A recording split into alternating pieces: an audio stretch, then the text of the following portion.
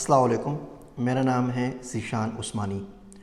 آج کی اس ویڈیو کا ٹاپک ہے کہ زندگی کے اندر پروڈکٹیوٹی کیسے آئے۔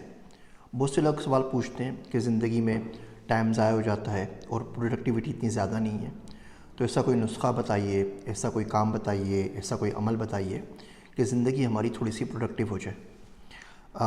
تو اس کے بارے میں کچھ چیزیں میں آپ سے عرض کروں گا۔ دیکھیے، جو وقت ہے نا، اس کی قدر کرنی چاہیے۔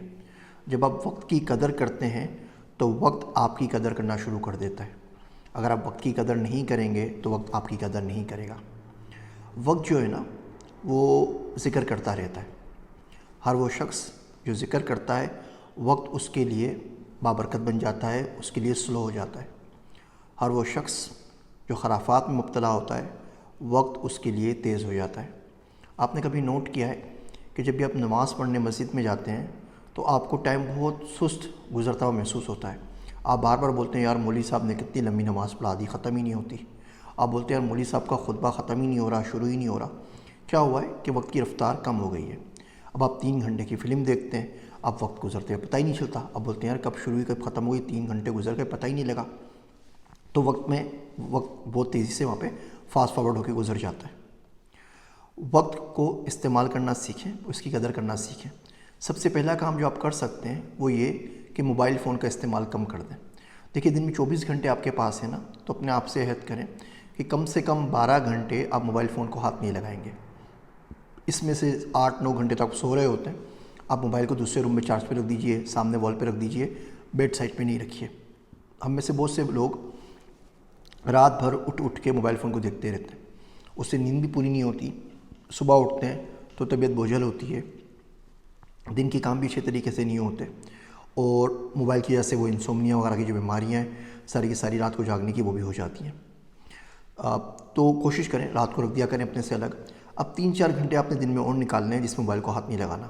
سب سے اچھا تو یہ ہے کہ آپ تہجد پہ اٹھتے ہیں، تہجد پڑھتے ہیں، فجر پڑھتے ہیں، آفس تک جانے تک موبائل کو ہاتھ مت لگائیں۔ باقی جتنے کام کرنے ہیں، پڑھنے کے، لکھنے کے، TDL لسٹ بنانی ہے، کاغذ پینسل آپ کو اس کے لیے چاہیے، جو بھی کام کرنے ہیں وہ کر لیجیے، موبائل کو ہاتھ نہ لگائیں۔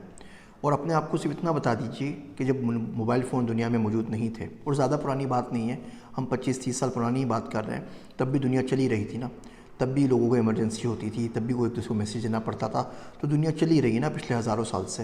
تو ابھی 30 سال میں سے کیا مصیبت آ گئی ہے کہ موبائل فون اگر 5 منٹ آپ کے ہاتھ میں نہیں ہوگا، آپ براؤزر سے انگلی بار کو گھما نہیں رہے ہوں گے، تو دنیا چلنا بند ہو جائے گی۔ آپ کسی ملک کے صدر ہیں، وزیر اعظم ہیں، جو سمجھ میں آتا ہے، آپ کی عمر 11 سال ہے، آپ کی عمر 13 سال ہے، آپ کی عمر 18 سال ہے، اور آپ کو 1 منٹ بھی موبائل کے بغیر نہیں چلتا۔ تو وقت کی قدر کریں، جتنی آپ وقت کی قدر کریں گے اتنا وقت آپ کی قدر کرے گا۔ یہ چھوٹے چھوٹے جو منٹس ہیں نا، ہماری زندگی سے لیک ہو رہے ہوتے ہیں۔ 15 منٹ فیس بک میں چلے گئے، 10 منٹ لنکڈ ان پہ چلے گئے، آدھا گھنٹہ نیٹ فلکس پہ لگا دیا، گھنٹہ یوٹیوب کی کوئی ویڈیو دیکھ لی، اور سارے کا سارے دن میں سے ٹائم ختم ہو جاتا ہے، اور یہ پروڈکٹیوٹی کو ہماری بالکل نل یا صفر کر دیتا ہے۔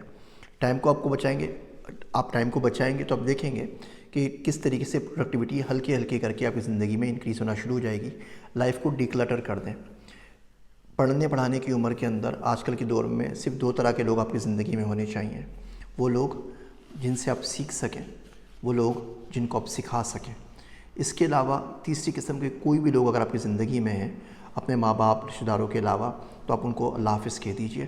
یہ عمر بڑھنے کی ہے، یہ عمر آگے کچھ کرنے کی ہے، اس میں اس ٹائم کو ضائع مت کیجیے۔ میری باتیں سننے کا بہت بہت شکریہ۔